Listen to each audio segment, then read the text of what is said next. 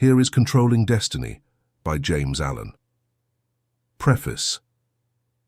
The discovery of the law of evolution in the material world has paved the way for understanding the law of cause and effect in the mental domain.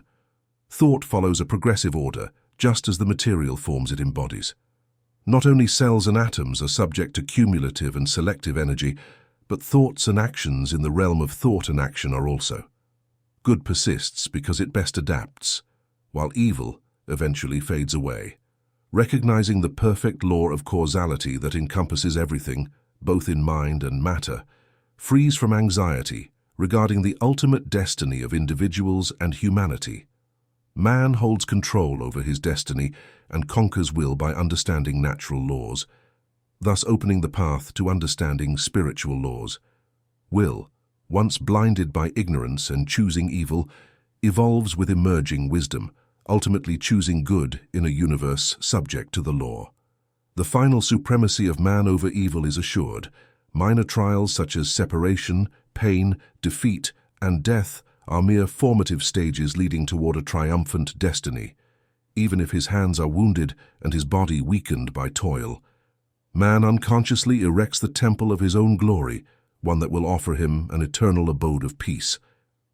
In this collection, I have attempted to depict some aspects of this law and destiny, as well as their operation and construction. I have organized these subjects so that this book serves as a complement to a victorious life. The first 6 and last chapters were initially published in David with the generous permission of the publisher, Mr. Joseph. They are now compiled and published as a volume, to which 3 additional chapters have been added for continuity and completeness of the work. Chapter 1. Reality, Character, and Destiny. Belief in destiny has always existed, evoking an eternal and elusive power, assigning specific ends to individuals and nations. This belief stems from prolonged observation of life's facts. Humans recognize certain events they cannot control or prevent, such as birth and death inherently inevitable. Many incidents in life also seem unavoidable. Despite efforts to achieve goals, they become aware of a force that appears beyond their control, thwarting their modest attempts and mocking their futile struggles. Advancing in life, they learn to submit to this dominant, misunderstood power, observing only its effects on themselves and the world around them, calling it by various names such as God, Providence, or Destiny. Profound thinkers, such as poets and philosophers, step back to observe the movements of this mysterious force that seems to favor some and destroy others, irrespective of merit or demerit. The greatest poets, especially dramatists, depict this power in their works, as they have observed it in nature. Greek and Roman dramas often portray their heroes foreseeing their destiny and devising means to avoid it, yet in doing so, they are blindly drawn into a series of consequences that bring about the fate they seek to evade. In contrast, Shakespeare's characters are depicted much like nature, with no foreknowledge except in the form of a premonition of their particular destiny. Thus, according to the poets, whether man knows his destiny or not, he cannot evade it, and every conscious or unconscious act is a step toward it. The moving finger writes and, having written, moves on. Neither all your piety nor all your wit can erase a single line, nor all your tears blot out a word. Thus, men of all nations and ages have experienced in their lives the action of this invincible power or law. And in our nation today, this experience has crystallized into the emblematic proverb, "Man proposes, God disposes." Paradoxical as it may seem, the belief in man's responsibility as a free agent is equally widespread.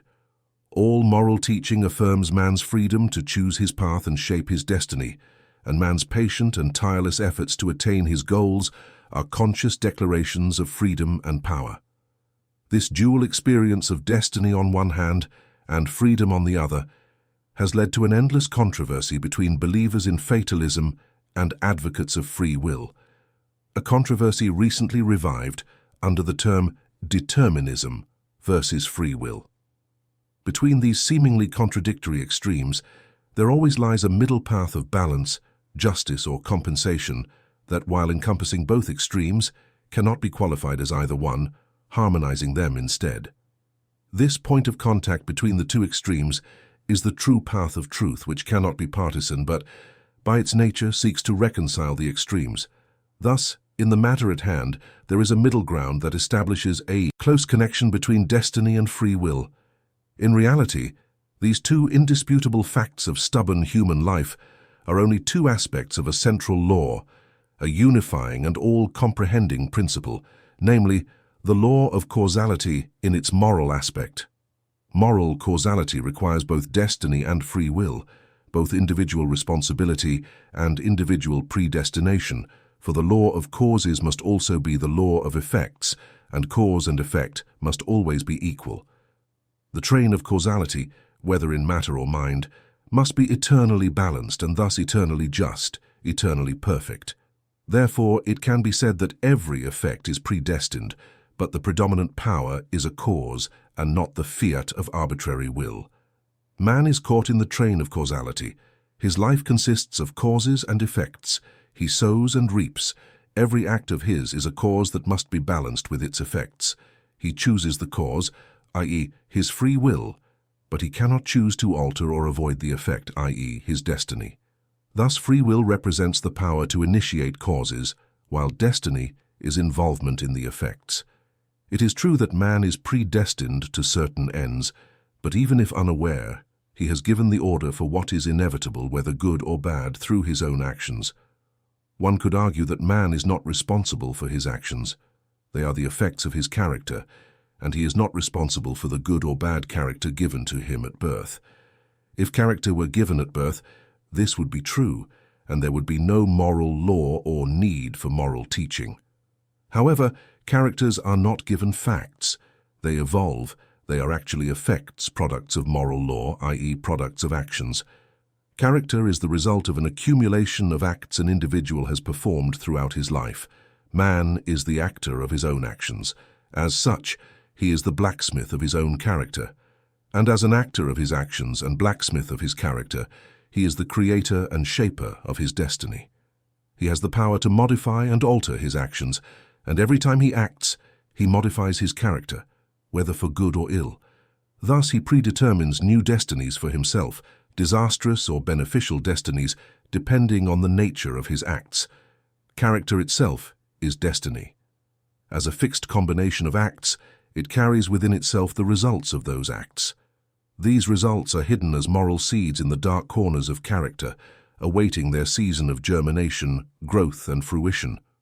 What befalls a man is a reflection of himself.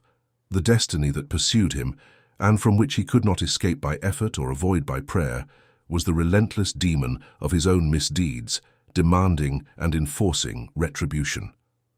The blessings and curses that suddenly befall him are resonating echoes of sounds he himself uttered.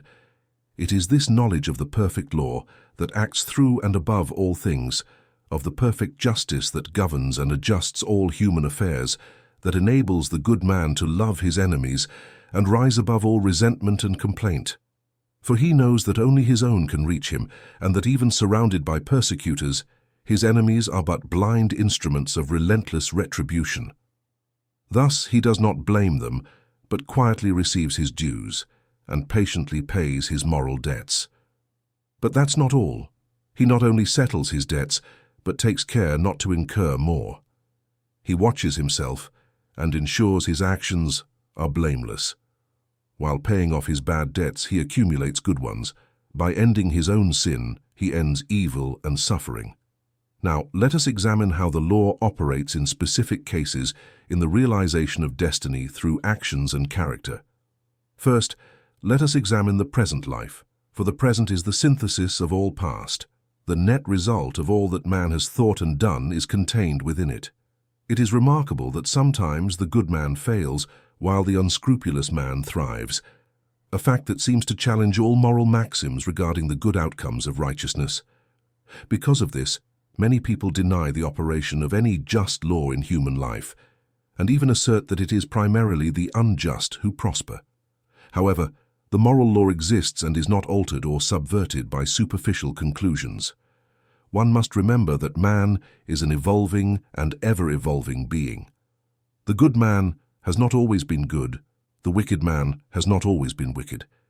Even in this life there has been a time in many cases when the man who is now just was unjust, when the man who is now kind was cruel, when the man who is now pure was impure.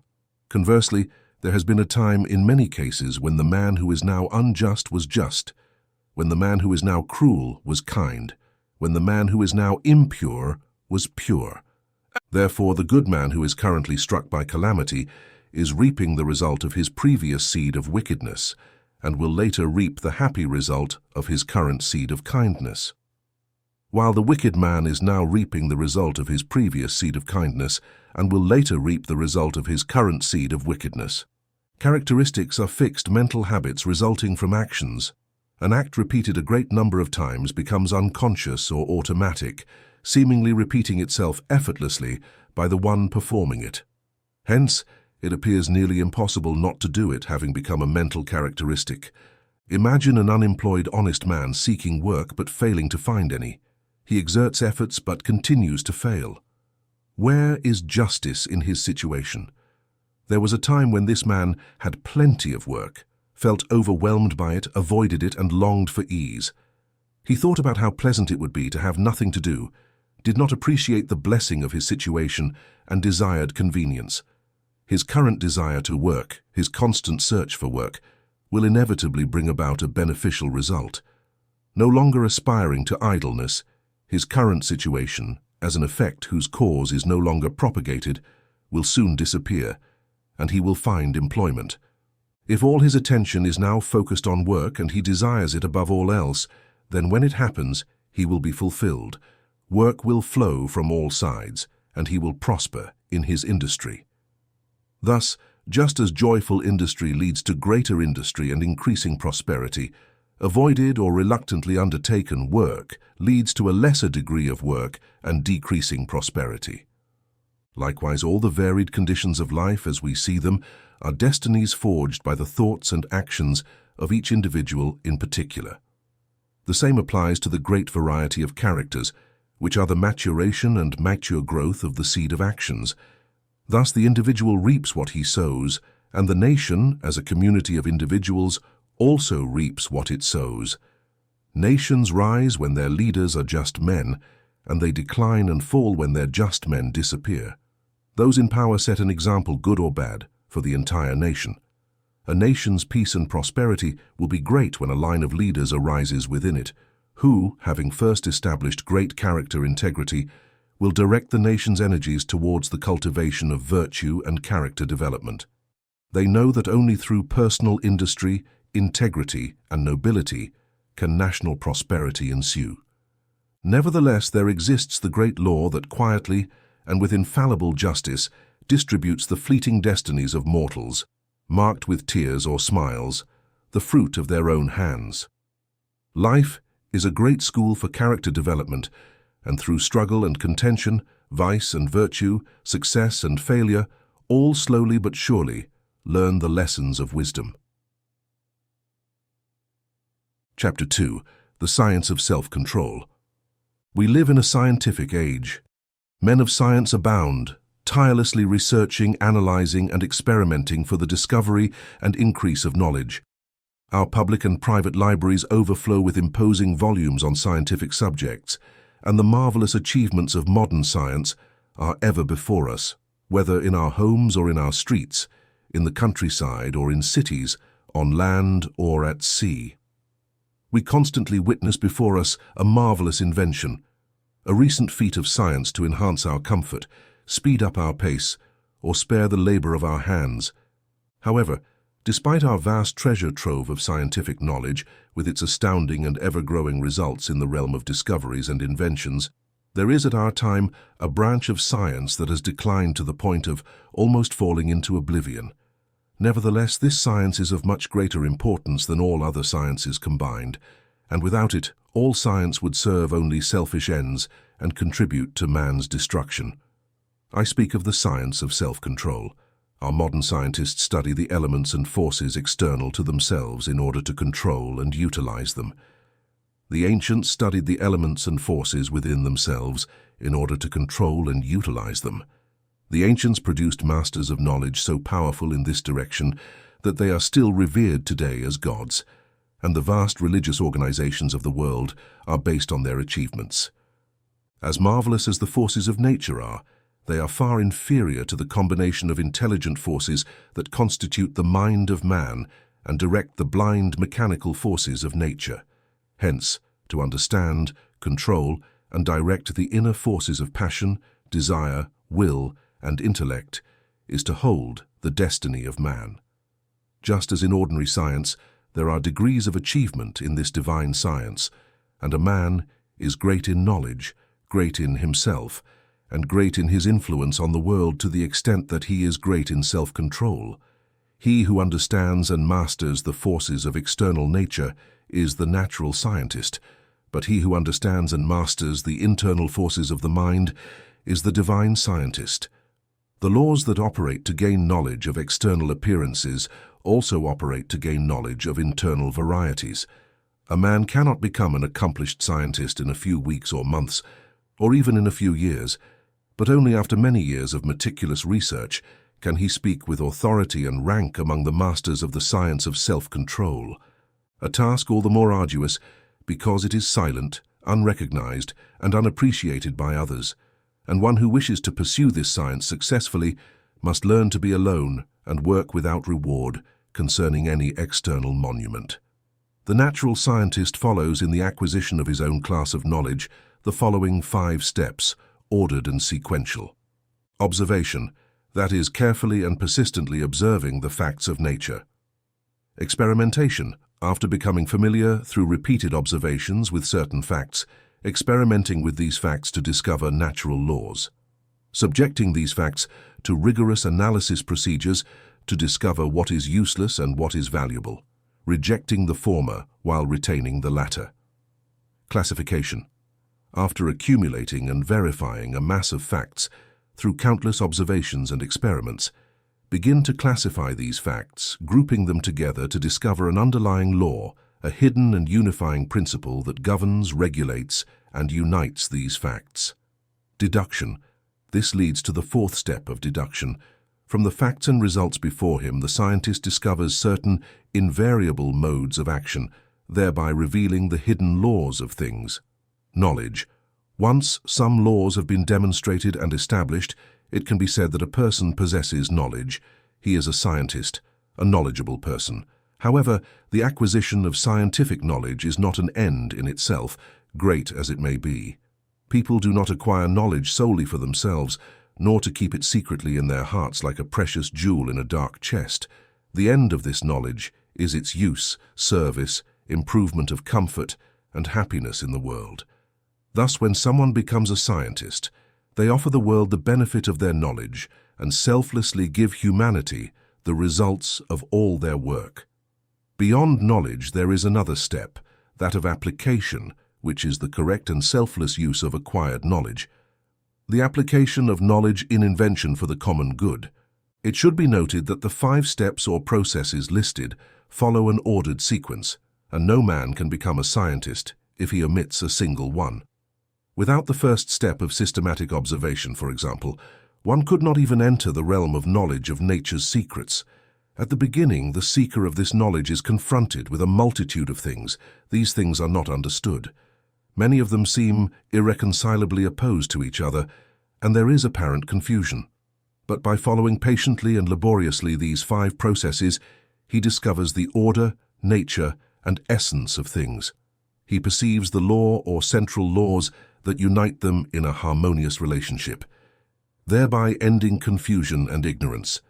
Like the natural scientist, the divine scientist must follow with the same selfless diligence 5 progressive steps to attain self-knowledge and self-control. These 5 steps are the same as those of the natural scientist, but the process is reversed. Instead of focusing on external things, the mind turns inward, and research is conducted in the realm of the mind. At the beginning, the seeker of divine knowledge is faced with a multitude of desiries, passions, emotions, ideas, and intellects that call itself, which is the basis of all its actions and from which its life derives. This combination of invisible yet powerful forces appears in a confused manner. Some of them are apparently in direct conflict with each other. without any appearance or hope of reconciliation. His mind, as a whole, seems to have no fair connection with many other thoughts and lives around it.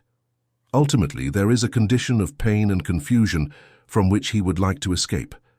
Thus, he begins with acute awareness of his state of ignorance, because no one could acquire natural or divine knowledge if convinced of already possessing it without study or work. With this perception of his own ignorance comes the desire for knowledge, and the novice in self-control enters the ascending path, where the following 5 steps are found. Introspection. This corresponds to the observation of the natural scientist. The mental eye turns like a reflector towards the internal things of the mind and its subtle and ever-changing processes. These processes are observed and carefully noted.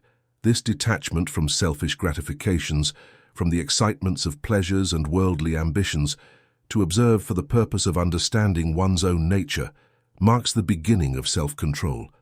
Up until then, man has been blindly and helplessly carried away by the impulses of his nature, a mere creature of things and circumstances. But now, he restrains his impulses, and instead of being controlled, he begins to control. Self-analysis. Once the tendencies of the mind have been observed, they are carefully examined and subjected to a rigorous process of analysis. The bad tendencies, those that produce painful effects, are separated from the good tendencies, those that produce peaceful effects. The various tendencies with the specific actions they produce and the defined results that invariably ensue from them are gradually understood by intelligence. Finally, the individual is able to trace them in their rapid and subtle interaction, as well as in their deep ramifications. It is a process of trial and error, and for the seeker, a period of trials and tests. Adjustment. At this stage, the practitioner of divine things has clearly before him every tendency and aspect of his nature, including the deepest impulses of his mind and the subtlest motives of his heart. There is no longer a single point or corner that has not been explored and illuminated by the light of self-examination. He knows every weakness and selfishness, every strength and virtue. He deems it extremely wise to be able to see himself as others see him. But the practitioner of self-control goes much further. He not only sees himself as others see him, but as he truly is.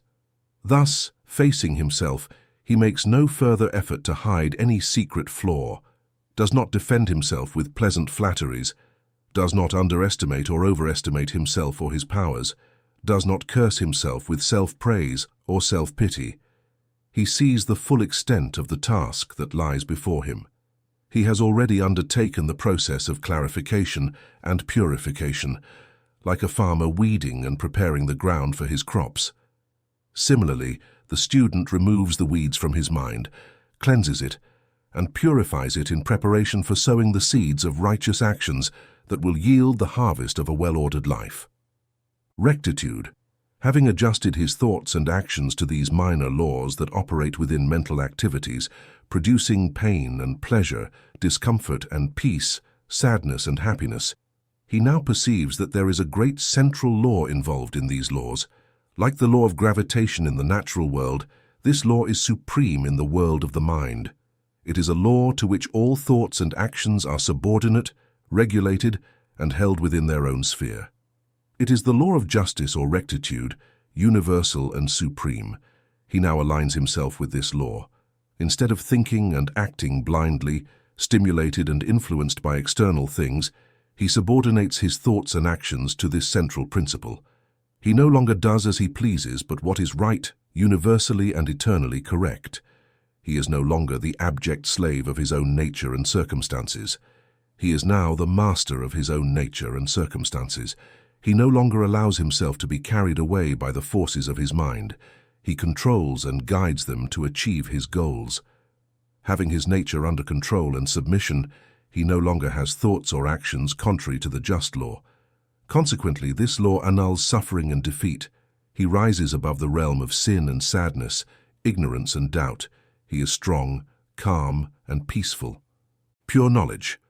By thinking and acting correctly, the seeker experiences through experience the existence of the divine law that frames the mind and is the guiding and unifying principle of all human affairs and events, whether individual or national.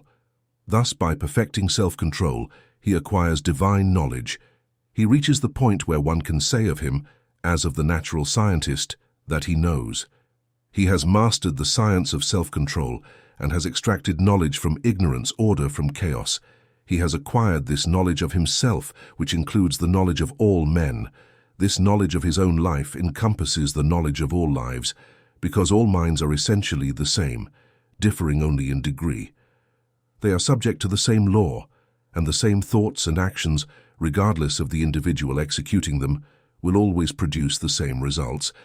However, this divine knowledge that brings peace, as with the natural scientist, cannot be obtained solely for oneself, for if that were the case, the purpose of evolution would be compromised, and it goes against the nature of things to fall below the stage of maturation and realization.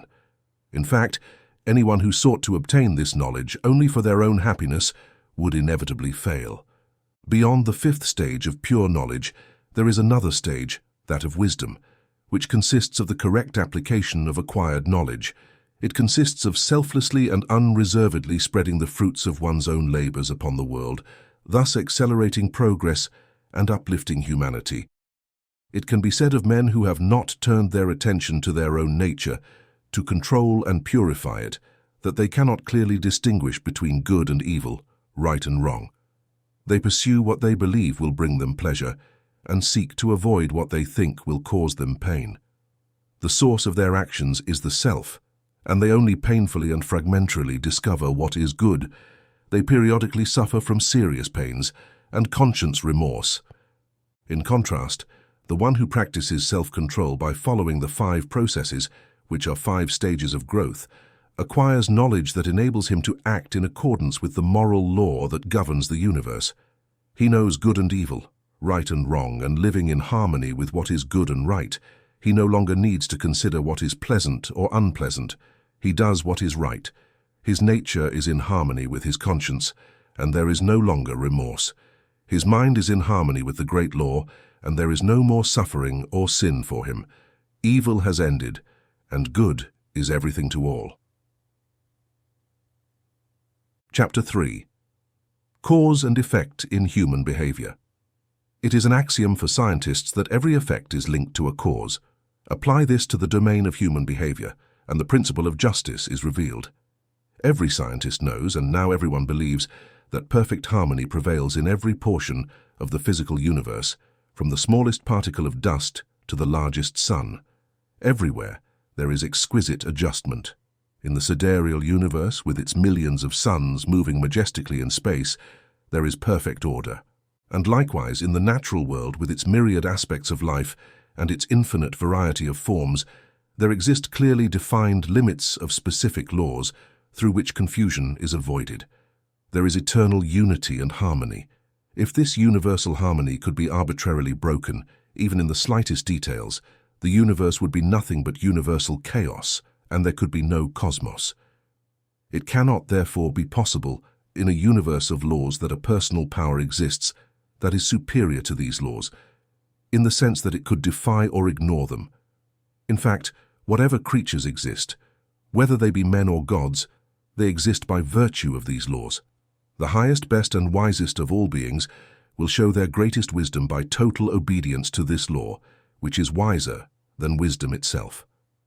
Nothing more perfect could be conceived. All things, visible or invisible, are subordinate to this infinite and eternal law of causation and fall under its jurisdiction. Thus, as all visible things obey it, all invisible things, the thoughts and actions of men, whether secret or manifest, cannot escape it. Do good, and you will be rewarded. Do evil, and you will suffer the consequences. Perfect justice maintains the universe. Perfect justice governs human life and behavior. All variable conditions of life as they arise in the world today are the result of this law reacting upon human behavior. Man can choose the causes he sets in motion, but he cannot change the nature of the effects. He can decide what thoughts he will think and what actions he will perform, but he has no power over the results of those thoughts and actions because they are governed by the universal law. Man has all the power to act, but his power ends with the completed act. The result of the act cannot be altered, annulled, or escaped. It is irrevocable. Bad thoughts and actions produce conditions of suffering, while good thoughts and actions determine conditions of happiness. Thus, man's power is limited, and his happiness or misery is determined by his own conduct. By knowing this truth, life becomes simple, clear, and undeniable. All crooked paths straighten out, the heights of wisdom are revealed, and the open door to freeing oneself from evil and suffering becomes visible. Life can be compared to an arithmetic sum. It is bewilderingly difficult and complex for the student who has not yet understood the key to its correct solution. But once he has perceived and understood it, it becomes as amazingly simple as before it was deeply perplexing.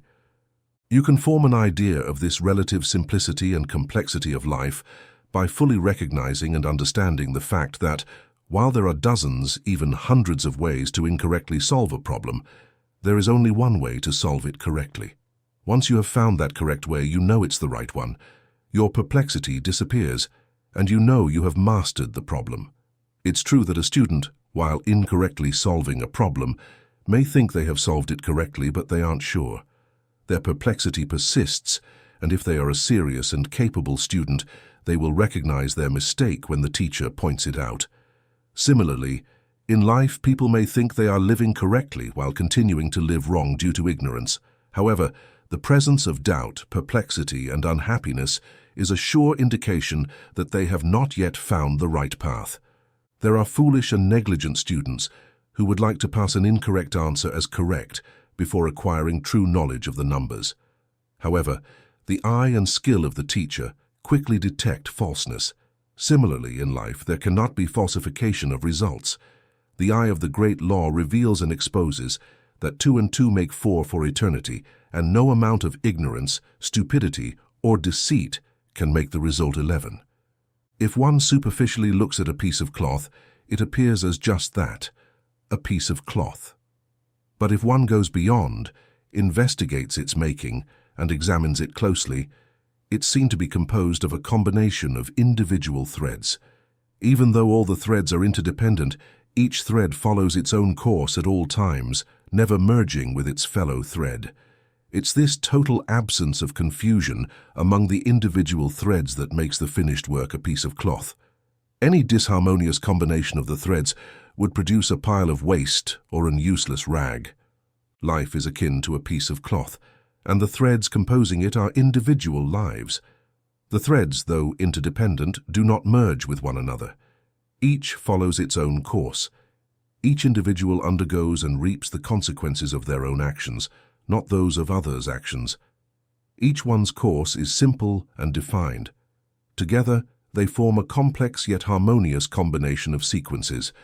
There is action and reaction, deed and consequence, cause and effect, and compensatory reaction. The consequence and effect are always in exact proportion to the initial impulse. A durable and satisfying fabric cannot be made from poor materials, and threads of selfish thoughts and bad actions will not produce a useful and beautiful life, one that dresses well and withstands close scrutiny. Each man makes or spoils his own life. He does not make or spoil it for his neighbor or anything external to himself. Every thought he has, every action he undertakes, is another thread of poor or genuine quality woven into the garment of his life. As he makes the garment, he must wear it. He is responsible for his own actions and the guardian of them. The problem of evil lies in man's wrong actions, and it resolves when these actions become purified. O man, do not seek further the origin of evil. You are yourself its origin. The effect can never be separated from the cause. It can never be of a different nature from that of the cause. Emerson says, "Justice is not postponed. A perfect equity reigns. A perfect balance prevails in all parts of life." There is a deep sense in which cause and effect are simultaneous and form a perfect whole. Thus, at the very moment a man thinks, say, a cruel thought or performs a cruel act, at that same instant he has wounded his own spirit. He is no longer the same man he was in the previous instant. He is a bit more base and a bit more unhappy. A number of these successive thoughts and acts would produce a cruel and unhappy man. It works the other way around as well. Thinking a kind thought or performing a kind act immediately brings nobility and happiness. The man becomes better than he was before, and a number of such actions would produce a great and happy soul. Thus, individual human behavior determines, by the infallible law of cause and effect, individual merit or demerit, individual greatness or pettiness, individual happiness or unhappiness. What a man thinks, he does.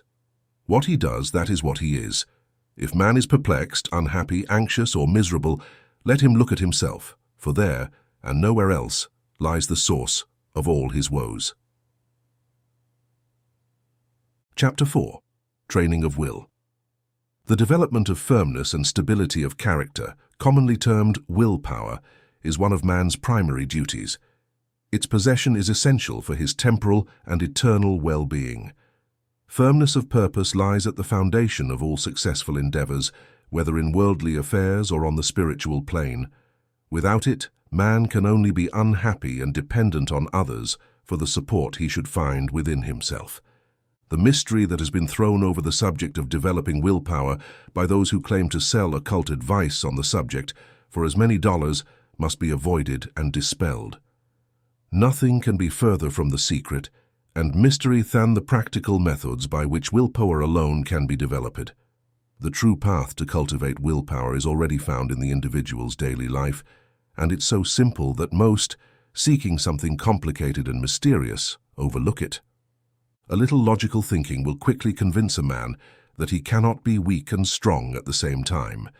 He cannot develop a stronger will while remaining a slave to weak indulgences.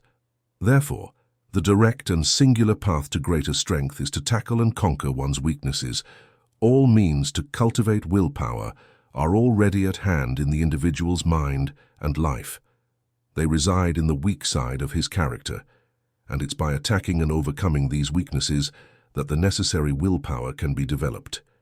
He who grasps this simple and preliminary truth will perceive that the whole science of developing willpower is embodied in the following 7 rules. Break bad habits. Form good habits. Pay scrupulous attention to the duty of the present moment. Act vigorously and immediately on what needs to be done. Live up to standards. Control the tongue. Control the mind. Anyone who seriously contemplates and diligently practices these rules will not fail to develop the purity of purpose and the power of will that will enable him to successfully meet all difficulties and triumph over all emergency situations. It's necessary first to break bad habits. It's not an easy task. It requires great effort or a succession of efforts, and it's through these efforts that willpower can be strengthened and fortified. If one refuses to take this initial step, he cannot increase his willpower, for by submitting to a bad habit for the immediate pleasure it gives, he forfeits the right to self-governance. Thus, he remains so far a weak slave who avoids self-discipline and seeks hidden secrets to gain willpower with little or no effort. He deceives himself and weakens the willpower he already possesses. The increase in willpower gained by conquering bad habits enables the acquisition of good habits. Improving a bad habit requires only willpower, while creating a new one demands intelligent direction of the will. For this, a man must be mentally active and energetic, constantly maintaining vigilance over himself. As one progresses in the second rule, observing the third, which involves paying scrupulous attention to the duty of the present moment, will not be very difficult. Precision is an inevitable step in the development of willpower. Neglect is a sign of weakness. One must aspire to perfection even in the smallest task, not dividing the mind, but giving complete attention to each task separately as it presents itself. Gradually, one acquires singleness of purpose and intense concentration of the mind, 2 mental powers that bring solidity and value to character and offer peace and joy to its possessor. The fourth rule, which is to energetically and immediately perform what needs to be done, is equally important. Inactivity and strong will cannot go hand in hand, and procrastination constitutes a total obstacle to acquiring resolute action. Nothing should be deferred for later, not even for a few minutes. What must be done now. It may seem trivial, but it holds great importance. This leads to strength, success, and peace. A man seeking to manifest a cultivated will must also live by certain fixed rules. He must not blindly indulge his passions and impulses, but educate them to obedience.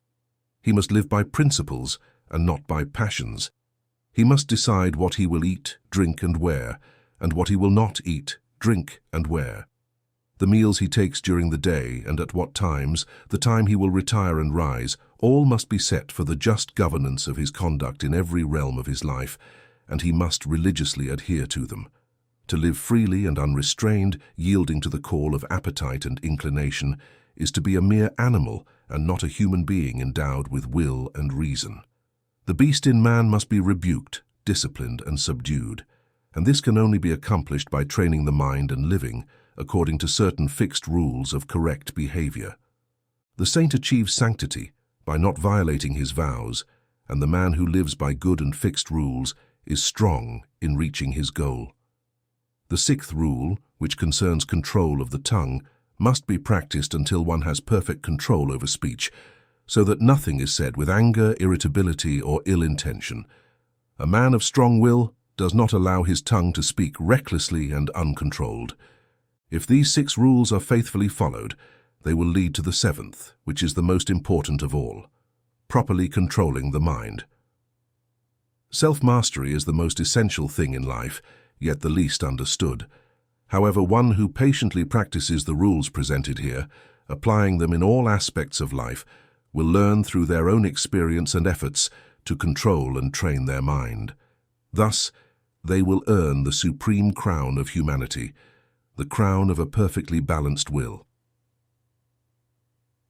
Chapter 5. Precision.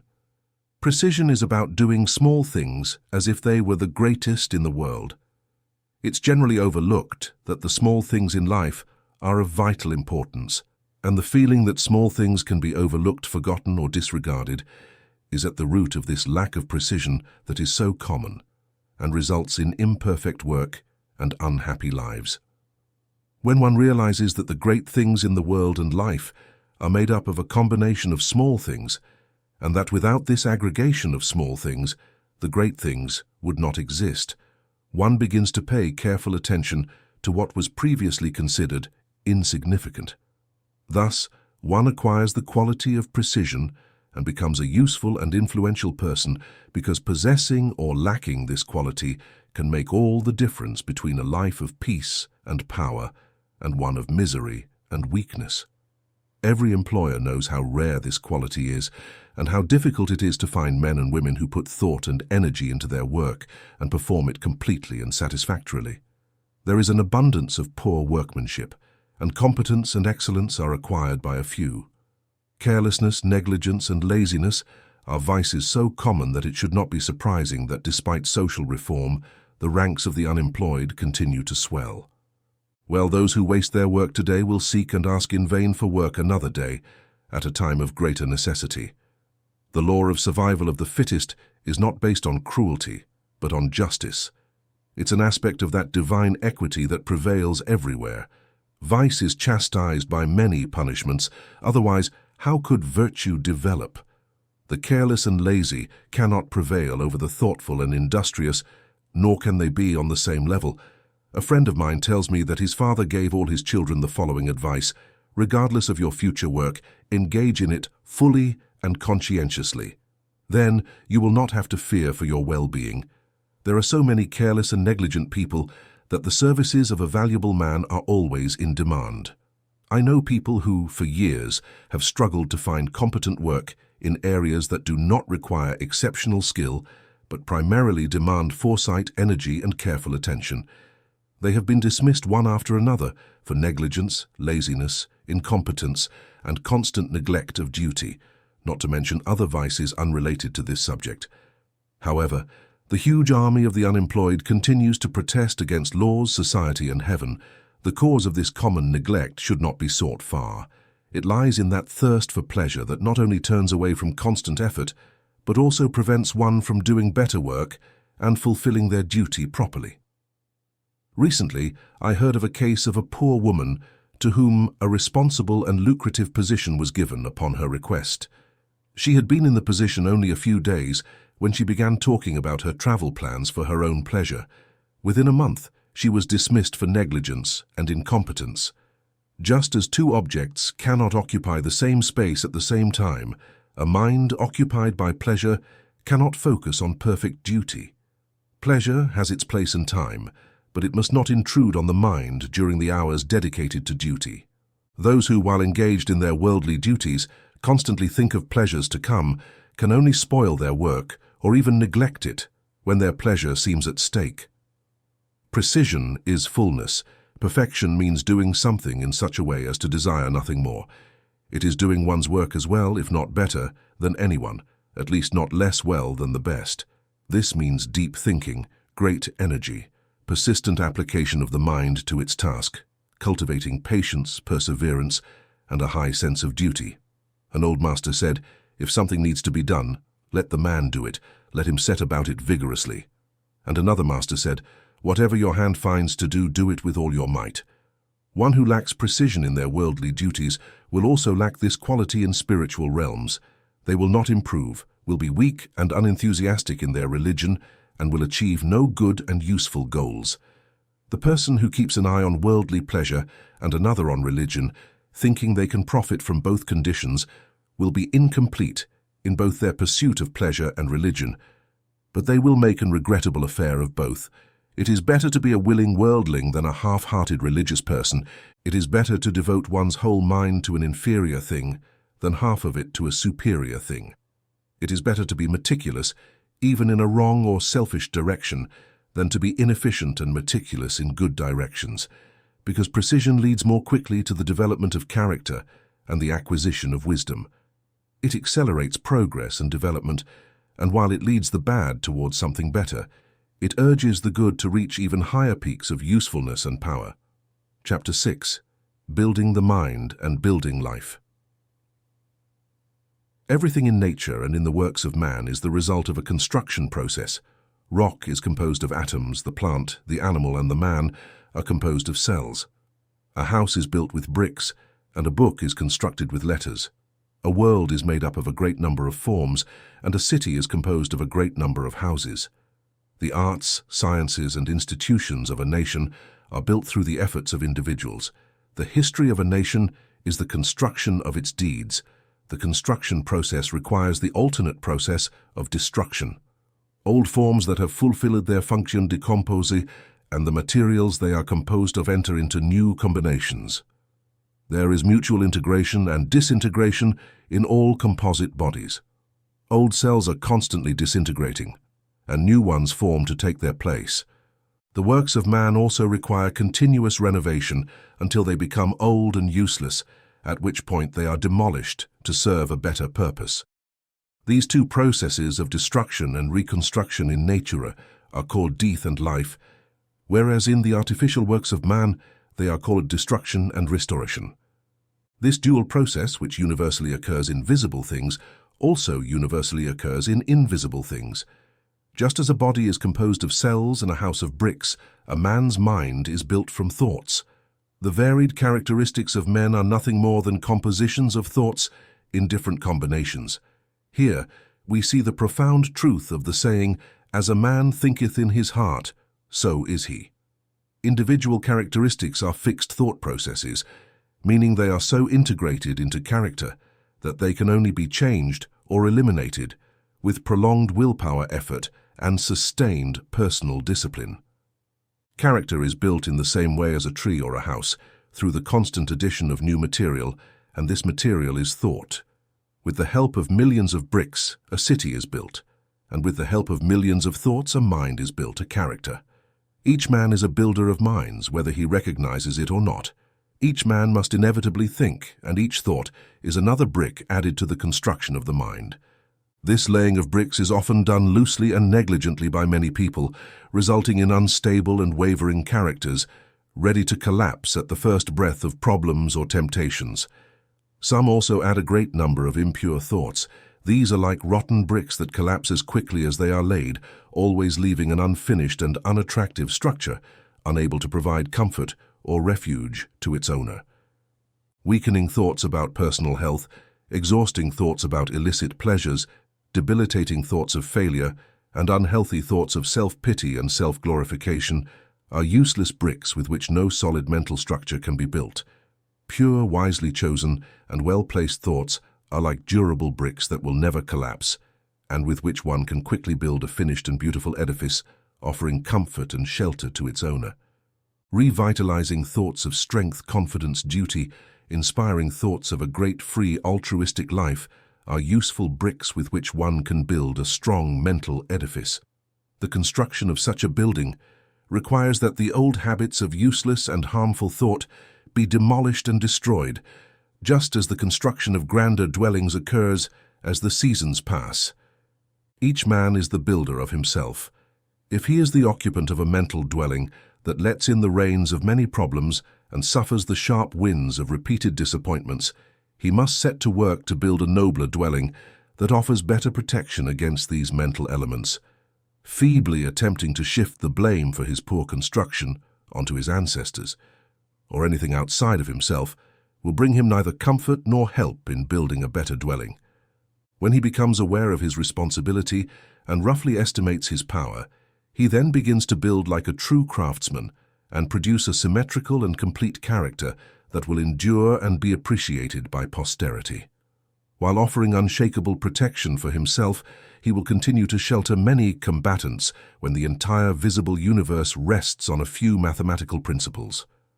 All the wonderful achievements of man in the material world are the result of rigid adherence to a few underlying principles. All that is necessary for a successful, happy, and beautiful life is knowledge and application of a few simple and fundamental principles. If a man wishes to erect a building resistant to the fiercest storms, he must construct it on the basis of a simple mathematical principle or law, such as the square or the circle. If he neglects this, his building will collapse before it is even completed. Similarly, if a man wishes to build a successful, strong, and exemplary life, a life that firmly withstands the fiercest storms of adversity and temptation, he must base it on a few simple and unalterable moral principles. 4 of these principles are justice, righteousness, sincerity, and kindness. These 4 ethical truths are to the construction of a life what the 4 lines of a square are to the construction of a house. If a man disregards them and thinks to achieve success, happiness, and peace through injustice, deceit, and selfishness, he is in the position of a builder who imagines being able to erect a solid and durable habitation by ignoring the relative arrangement of mathematical lines. In the end, he will reap only disappointment and failure. He may, for a while, earn money, which will deceive him into believing that injustice and dishonesty pay well. But in reality, his life is so weak and unstable that it is ready to collapse at any moment, and when a critical period comes, as it must, his affairs, reputation, and wealth crumble to ruins, and he is buried in his own desolation. It is absolutely impossible for a man to achieve a truly successful and happy life if he ignores the 4 moral principles listed. Conversely, the man who scrupulously observes them in all his actions cannot fail in success and happiness any more than the earth can fail to receive the light and warmth of the sun as long as it remains in its lawful orbit, for he works in harmony with the fundamental laws of the universe. He builds his life on a foundation that cannot be altered or overturned, and therefore everything he does will be strong and enduring. All parts of his life will be consistent, harmonious, and firmly connected, so it is impossible for it to collapse in any way. Everything in the universe is built by the great invisible and infallible power. It is observed that adherence to the mathematical law is carried out with unfailing precision down to the smallest detail. The microscope reveals that the infinitely small is as perfect as the infinitely large. A snowflake is as perfect as a star. Similarly, in the construction of a building by man, strict attention must be paid to every detail. First, the foundations must be laid, and though they are buried and concealed, they must receive the greatest care and be stronger than any other part of the building. Then, stone after stone, brick after brick, must be carefully laid with the help of the plumb line, until finally the building is complete in its durability, strength, and beauty. The same applies to a man's life. He who wishes to have a secure and happy life, a life free from the miseries and failures that so many others fall victim to, must apply moral principles to every detail of his life, to every momentary duty and every insignificant transaction. Whether he is a businessman, a farmer, a professional, or a craftsman, it is the same as neglecting a stone or a brick in a building, which will be a source of weakness and trouble. Most of those who fail and suffer do so by neglecting seemingly insignificant details. It is common to assume that small things can be ignored and that the bigger ones are more important and deserve all the attention. However, a simple glance at the universe, along with serious reflection on life, teaches the lesson that nothing great can exist without being composed of small details, and each detail must be perfect in its composition. He who adopts the four ethical principles as the basis of his life, he who erects the building of his character upon them, he who does not deviate from them in thoughts, words, and deeds, he whose every duty and momentary transaction are performed in strict conformity with their demands, such a man, by confidently and firmly establishing the invisible foundations of heart integrity, cannot fail to build a structure that will bring him honor and erect a temple in which he can rest in peace and beatitude, a strong and magnificent temple, that of his life. Chapter 7. The Cultivation of Concentration. Concentration, or the act of bringing the mind to a center and keeping it there, is of vital importance in accomplishing any task. It is the father of precision and the mother of excellence. As a faculty, it is not an end in itself, but an aid to all faculties, to all work. It is not an end in itself, but a force in the service of all objectives.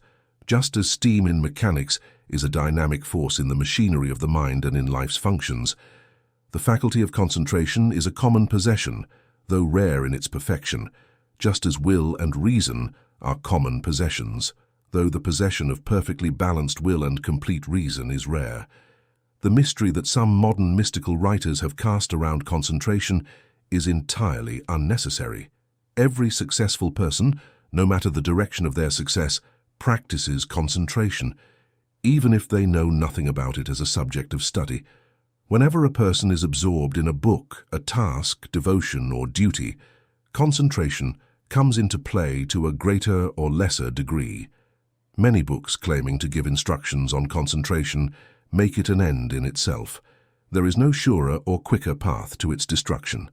Fixing the eyes on the tip of the nose, the handle of a door, a picture, a mystical symbol, or the portrait of a saint, or focusing on the navel, the pineal gland, or an imaginary point in space. I have seen all these methods earnestly recommended in works on the subject, with the aim of acquiring concentration.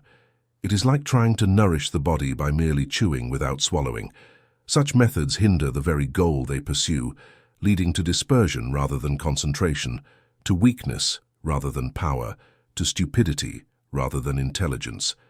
I have known individuals who wasted their capacity for concentration initially by practicing these methods, thus becoming prey to a weak and wandering mind.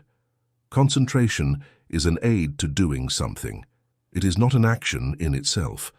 A ladder has no value in itself, but only insofar as it enables us to reach something we could not otherwise attain. Similarly, concentration is what enables the mind to accomplish easily what would otherwise be impossible. By itself, concentration is inert. It is not a living achievement. Concentration is so linked with life's uses that it cannot be separated from duty.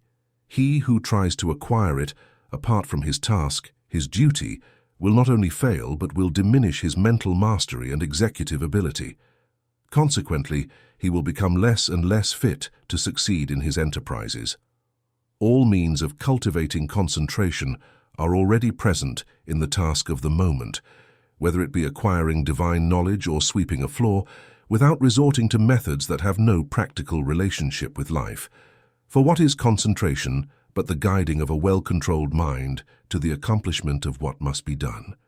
One who performs their work without haste or thoughtlessness and resorts to artificial methods of concentration, like fixing their eyes on the tip of their nose, a door handle, or other points, will not increase the firmness of their mind. The true enemy of concentration, and therefore of all skill and power, is an undecided, wandering and undisciplined mind in itself. However, it becomes an obstacle only insofar as it prevents us from accomplishing what we could not otherwise achieve. Similarly, concentration enables the mind to accomplish easily what would otherwise be impossible, but by itself it is inactive, not a living achievement.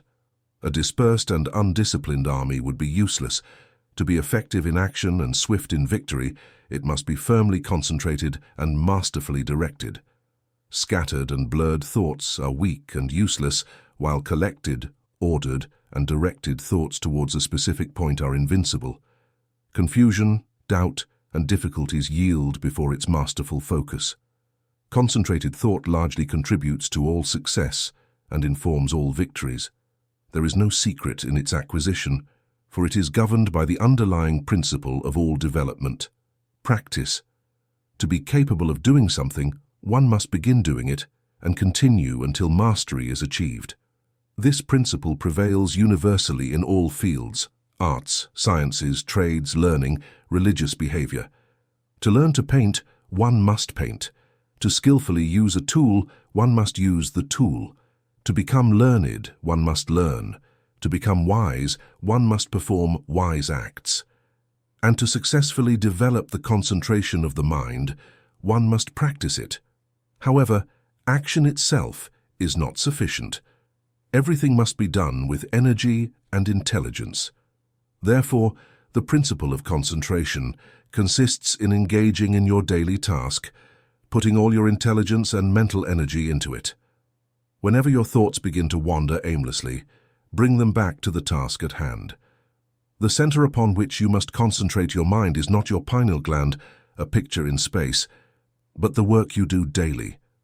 Your aim in concentrating in this manner is to be able to do your work easily, swiftly, and with complete expertise.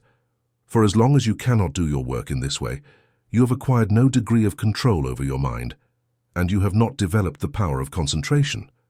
This powerful concentration of thought, energy, and will in the performance of tasks is difficult at the outset, just like anything worth acquiring. However, daily efforts vigorously pursued and with patience will soon lead you to such a degree of self-mastery that it will enable you to employ a strong and insightful mind in any task undertaken, a mind that grasps quickly all the details of work and manages them with precision and speed.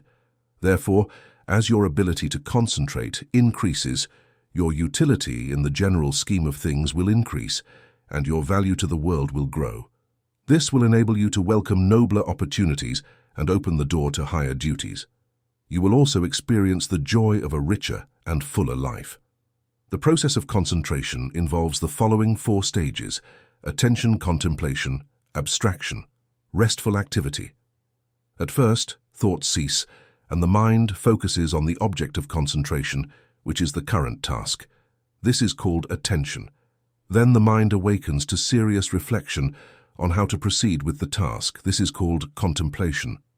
Prolonged contemplation leads to a mental state where the senses are closed to all external distractions and thoughts are solely and intensely focused on the work to be done. This is called abstraction. When the mind is thus centered in deep reflection, it reaches a state where it accomplishes a maximum of work with a minimum of friction. This stage is called restful activity. Attention is the first step in all successful work.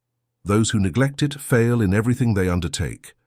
These individuals may be lazy, thoughtless, indifferent, or incompetent. When attention is followed by an awakening of the mind to serious reflection, then the second step is reached. To succeed in all ordinary worldly endeavors, it is not necessary to go beyond these 2 steps, which every skilled and competent worker achieves to some extent. Only a relatively limited number of individuals reach the 3rd step of abstraction. For when one reaches this stage, they enter the realm of genius. In the first 2 steps, work and the mind are separate, and work is more or less laborious and a source of friction. However, in the 3rd step, there is a marriage of the mind with work. There is a fusion, a union, and the 2 become one. In this phase, there is increased efficiency, with less work and friction. By attaining perfection in these first 2 steps, the mind is objectively engaged and is easily distracted by external stimuli such as visions and sounds. But when the mind reaches perfection in abstraction, it attains the subjective method of work, different from the objective. The thinker is then estranged from the external world, but fully active in his mental operations. In reality, this abstraction is a kind of wakeful dream, but its similarity to a dream ends with the subjective state. In this state, instead of the confusion of sleep, there is perfect order, penetrating vision, and broad understanding. One who attains perfection in abstraction will manifest genius in the particular work upon which he concentrates his mind. Inventors, artists, poets, scientists, philosophers, and all men of genius are men of abstraction. They subjectively and easily accomplish what objective workers, those who have not yet surpassed the second stage of concentration, cannot achieve even with arduous work. When you reach the fourth stage, that of restful activity, concentration is attained in its perfection. I could not find a single word that fully expresses this dual condition of intense activity combined with constancy or rest. Therefore, I use the term restful activity. This term seems contradictory, but the simple example of a spinning top will help explain the paradox. When a top spins at high speed, friction is minimized, and the top reaches that state of perfect rest, a sight so beautiful to the eye and so captivating to the schoolboy's mind, who will then say that his top is asleep. The top appears motionless, but it is a rest that is not due to inertia but to intense and perfectly balanced activity. Similarly, the mind that has acquired perfect concentration is in a state of outward calm and serenity. There is no apparent activity, no disturbance. The face of a man who has acquired this power will reflect a more or less radiant tranquility. When the mind is intensely occupied with active thought, each stage of concentration has its particular power. Thus, the first stage, when perfected, leads to utility, the second to skill, talent, the third to originality and genius, while the fourth leads to mastery and power, thereby creating leaders and masters among men. As you progress in the practice of meditation, you deepen your understanding of your own nature and the universe around you. You develop your inner wisdom and find spiritual peace. Meditation is essential for success on the spiritual plane, as it allows you to transcend the limits of the ego and connect to a broader reality. It helps you see beyond appearances and access deep, intuitive knowledge. Chapter 8. Practice of Meditation. When aspiration joins concentration, the result is meditation. When a man ardently desires to reach and realize a higher, purer, and brighter life than merely worldly and pleasure-seeking life, he devotes himself to aspiration. And when he ardently focuses his thoughts in the pursuit of this life, he practices meditation. Without intense aspiration, there can be no meditation. Apathy and indifference are fatal to its practice. The more intense a man's nature, the more easily he will find meditation and successfully practice it. A fervent nature will ascend more rapidly to the heights of truth in meditation. When your aspirations have been sufficiently awakened, meditation is necessary for spiritual success. Skill and knowledge in the material world are acquired through concentration, whereas spiritual skill and knowledge are acquired through meditation. Through concentration, a man can achieve the wondrous understanding and vast power of a Caesar, but to attain divine wisdom and perfect peace like that of a Buddha, he must meditate. The perfection of concentration is power, while the perfection of meditation is wisdom. Through concentration, men acquire skill in life's activities, in science, art, commerce, etc. But through meditation, they acquire skills in life itself, in right living, enlightenment, wisdom, etc. Saints, sages, saviors, and divine masters are the accomplished products of sacred meditation. The 4 stages of concentration come into play in meditation. The difference between the two powers lies in direction, not in nature. Meditation is therefore spiritual concentration, a focusing of the mind in its quest for divine knowledge, divine life, intense concentration on the thought of truth. Thus, a man aspiring to know and realize above all the truth begins by paying attention to his conduct, his life, his self-purification. By attending to these aspects, he progresses to serious contemplation of facts, problems, and the mystery of life.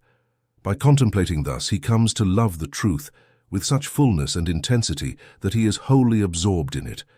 The mind detaches from its wanderings in a multitude of desires and, by solving life's problems one by one, achieves that deep union with truth which is the state of abstraction. Absorbed thus in truth, he attains that calm and serenity of character, that divine action in rest, which is the permanent calm and peace of a liberated and enlightened mind. Meditation is more difficult to practice than concentration because it involves much stricter self-discipline than that acquired through concentration. A man can practice concentration without purifying his heart and life, whereas the process of purification is inseparable from meditation. The object of meditation is divine enlightenment, realization of truth, and is thus intertwined with practical purity and righteousness. Although the time devoted to meditation may initially be short, perhaps only half an hour early in the morning, the knowledge gained during that half hour of fervent aspiration and concentrated thought crystallizes into practice throughout the day. Thus, a man's entire life is involved in meditation, and as he progresses in its practice, he becomes increasingly able to perform life's duties in the circumstances in which he finds himself, for he becomes stronger, holier, calmer, and wiser. The principle of meditation is twofold, namely, purification of the heart through repeated thought of pure things, attaining divine knowledge by embodying that purity in practical life. Man is a being of thought, and his life and character are determined by the thoughts in which he habitually dwells.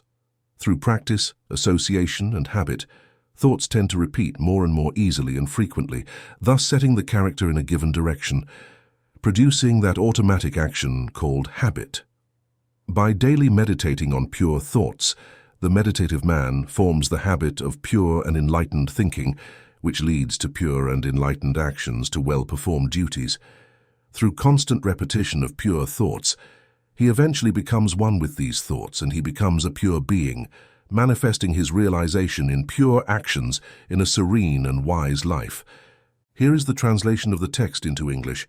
It is a fatal mistake that one striving to meditate must avoid. The two must not merge.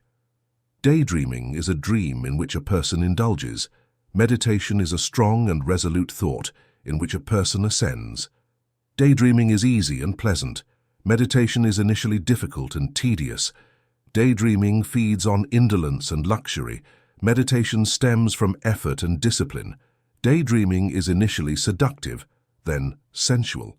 Meditation is initially prohibitive, then beneficial, and finally peaceful. Daydreaming is dangerous, it undermines self-control. Meditation is protective, it establishes self-control.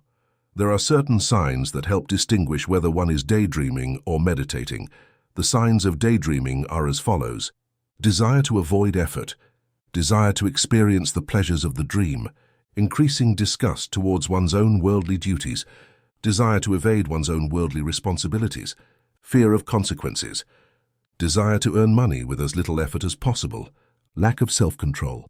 The signs of meditation are as follows: increase in physical and mental energy, a resolute effort to attain wisdom, decrease in irritability while performing duties, firm determination to faithfully fulfill all worldly responsibilities, freedom from fear, indifference to wealth, possession of self-control. There are certain moments, places, and conditions in which meditation is impossible, others in which it is difficult, and others in which meditation is more accessible. These moments, places, and conditions must be carefully observed and understood. The moments, places, and conditions in which meditation is impossible are as follows: during or immediately after meals, in places of leisure, in crowded places, while walking briskly, when lying in bed in the morning and while smoking, when lying on the couch or bed to relax, whether mentally or physically. The moments, places, and conditions in which meditation is difficult are as follows: nighttime, in a luxuriously furnished room, sitting on a padded plush chair, wearing cheerful clothing, in company, when the body is fatigued, if the body is overfed. The moments, places, and conditions in which meditation is optimal are as follows. Very early in the morning, immediately before meals, in solitude and outdoors or in a simple room, sitting on a hard seat when the body is strong and vigorous, when the body is modestly and simply dressed. The instructions above clearly show that ease, luxury, and indulgence that favor daydreaming hinder meditation, and when these elements are strongly pronounced, they make meditation impossible. Conversely, effort, discipline, and self-denial that dispel daydreaming render meditation relatively easy. The body should not be overfed or hungry, nor in rags or ostentatiously dressed. It should not be tired but at its peak of energy and strength, for maintaining the mind focused on a series of subtle and elevated thoughts demands a high level of both physical and mental energy.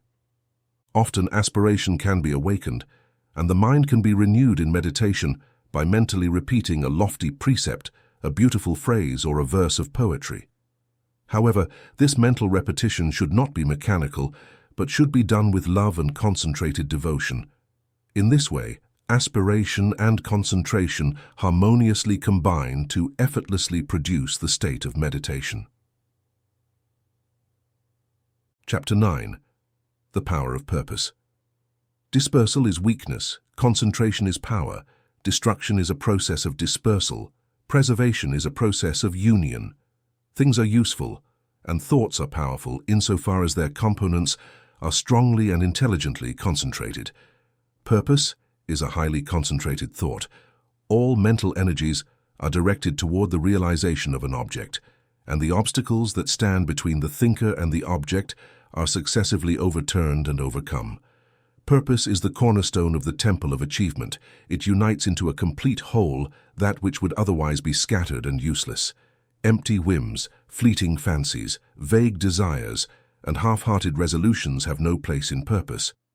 In the sustained determination to achieve, there is an invincible power that swallows all lower considerations and moves directly towards victory. All successful men are men of purpose. They cling to an idea, a project, a plan, and do not abandon it. They cherish it, meditate upon it, nurture it, and develop it. And even when difficulties arise, they refuse to give in.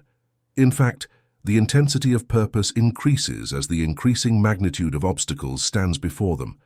Men who have forged the destiny of humanity have been powerful men of purpose. Like the Roman who clears his way, they followed a well-defined path and refused to deviate from it, even when torture and death awaited them.